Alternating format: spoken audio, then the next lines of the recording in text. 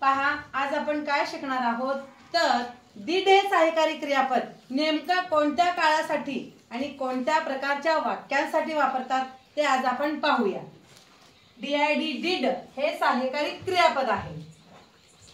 आता मी मराठी वाक्य वाचते पहा। ती आली।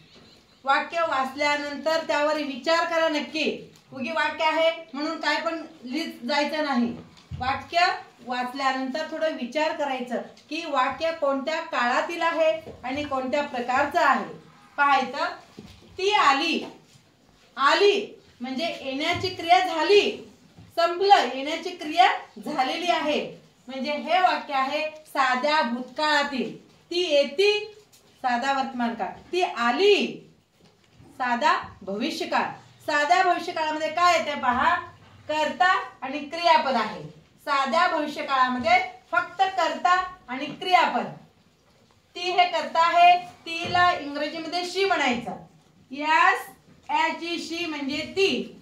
आलीला क्रिया संपलेली आहे म्हणजे साध्या भूतकाळामध्ये क्रियापदाचे दुसरे रूप वापरतात। COME कम म्हणजे येणे, CAME म्हणजे आला, आली। इथं CAME येणार आहे। CAME म्हणजे इथं या वाक्यामध्ये did आलेला आहे का? नाही।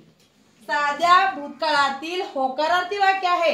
होकारार्थी वाक्य आहे, साध्या भूतकाळातील वाक्य आहे, पण इथं did आलेलं नाही। फक्त इथं काय आलेलं आहे, कर्ता आणि क्रियापदाचे दुसरे रूप आलेलं आहे। साध्या भूतकाळातील होकारार्थी वाक्यासाठी फक्त कर्ता आणि क्रियापदाचे दुसरे रूप। ती आली, शी केम। पाहायचं, ती आली का? ती आली का? ती आली। त्यानंतर का आहे म्हणजे हे वाक्य साध्या भूतकाळातील प्रश्नार्थक वाक्य आहे। वाक्य साध्या भूतकाळातीलच आहे पण प्रश्नार्थक वाक्य तयार झालेलं आहे। का? ती आली का? इथे काय येणार आहे, एक नंबरला did येणार आहे। did she come, COME come। पहा इथं काय फरक आहे पहा।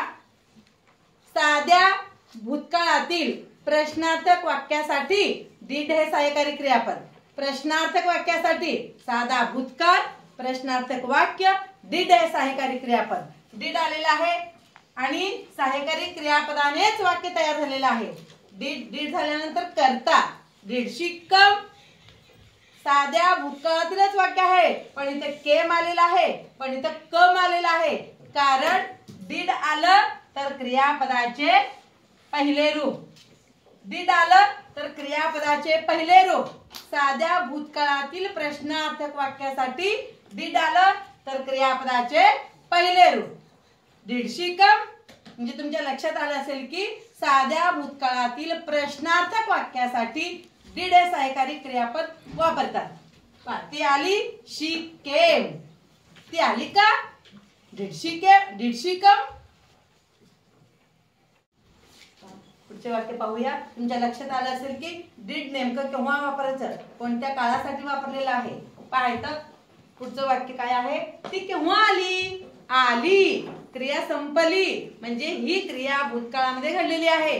हे साध्या भूतकाळातील कोणतं वाक्य आहे, साध्या भूतकाळातील प्रश्नार्थक वाक्य आहे।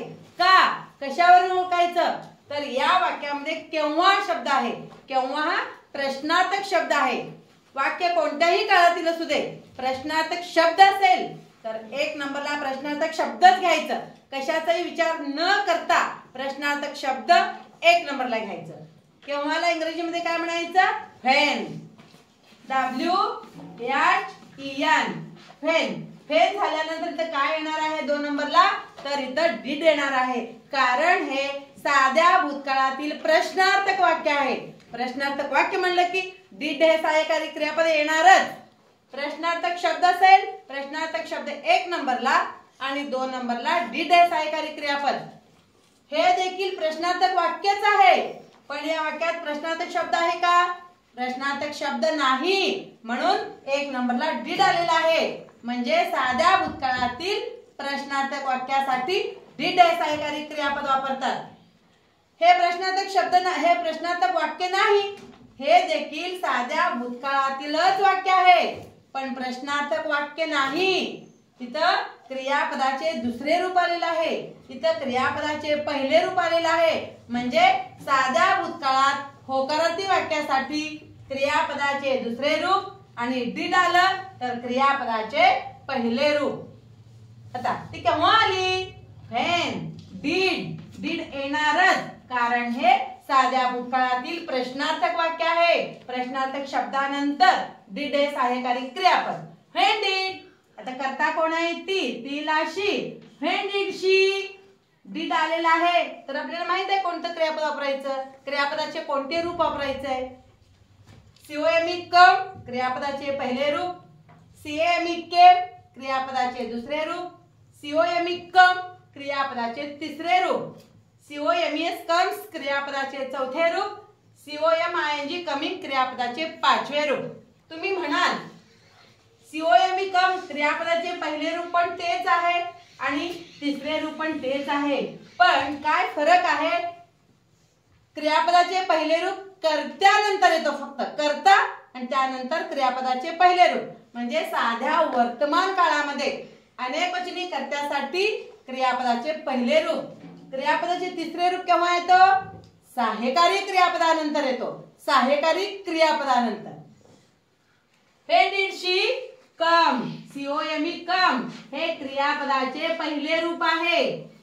हे पूर्ण वर्तमान काळामध्ये, पूर्ण भूतकाळामध्ये, पूर्ण भविष्य काळामध्ये सहाय्यकारी क्रियापदानंतर येतो, हा नाही, हा कर्त्यानंतर साध्या वर्तमान काळामध्ये येतो। आणि याशिवाय डू नंतर, डिड नंतर, विल नंतर, कॅन नंतर क्रियापदाचे पहिले रूप। इथं डिड आलेला आहे, क्रियापदाचे पहिले रूप, डिड आलेला आहे तर क्रियापदाचे पहिलेच रूप, एवढं लक्षात ठेवा तुम्ही। when did she come, आता ती आली नाही का? ती आली नाही का? येण्याची क्रिया संपली नाही का? म्हणजे हे वाक्य देखील साध्या भूतकाळातीलच आहे, पण नकारार्थी वाक्य आहे। हे दोन्ही प्रश्नार्थक वाक्य आहेत, हे देखील प्रश्नार्थक वाक्य आहे, पण हे नकारार्थी वाक्य आहे। हे होकारार्थी, हे होकारार्थी प्रश्नार्थक वाक्य, नकारार्थी प्रश्नार्थक वाक्य। प्रश्नार्थक वाक्य म्हणलं, साधा भूतकाळ म्हणलं, did हे सहाय्यकारी क्रियापद येणारच प्रश्नार्थक वाक्यासाठी, नकारार्थी वाक्यासाठी। बघायचं ती आली नाही का? एक नंबरला काय येणार आहे? did not, didn't, did, not, did not म्हणजे didn't हे संक्षिप्त रूप आहे। didn't she come, COME come क्रियापदाचे पहिले रूप, कारण इथं did आलेला आहे आणि क्रियापदाचे पहिले रूप। didn't she come, ती आली, ती आली साध्या भूतकाळातील वाक्य आहे, साध्या भूतकाळातील होकारार्थी वाक्य आहे। मग या वाक्यामध्ये did आलेला आहे का? नाही। she came म्हणजे इथं कर्ता आणि क्रियापदाचे दुसरे रूप आलेले आहे, she came। पहा इथं ती आली नाही, हे वाक्य साध्या भूतकाळातील नकारार्थी वाक्य आहे। होकारार्थी वाक्य, नकारार्थी वाक्य बघू।